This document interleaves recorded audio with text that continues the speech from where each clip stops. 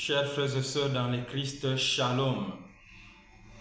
Les textes que nous méditons en ce jeudi 13 novembre 2025 de la 32e semaine du temps ordinaire, année liturgique C,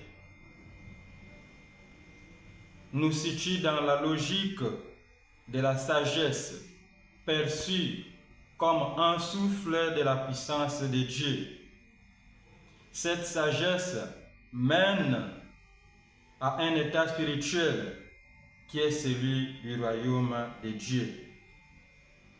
Dans la première lecture, tirée du livre de la sagesse, au 7e chapitre, verset 22 jusqu'au 8e chapitre, verset 1er,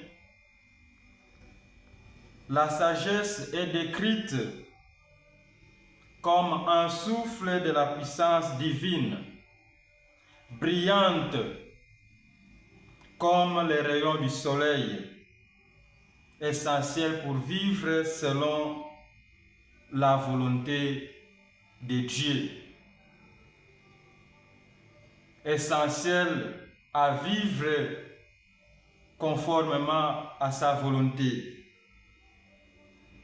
L'auteur sacré, en faisant l'éloge de la sagesse, chers frères et sœurs,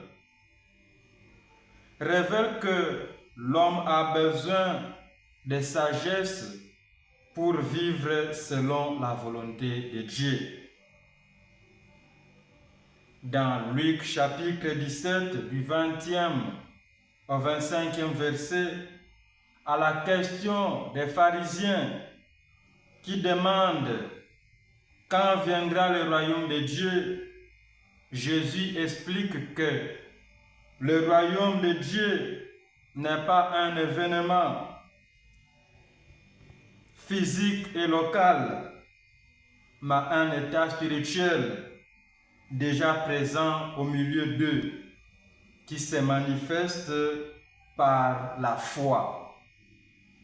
Autrement dit, le royaume de Dieu ne viendra pas d'une manière à frapper les regards, mais il est déjà présent et se manifeste dans la vie des croyants qui l'accueillent dans la foi.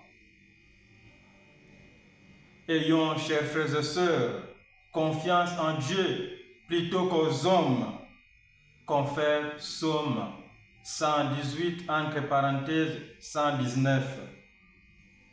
Nous verrons Dieu à l'œuvre dans nos vies de chaque jour.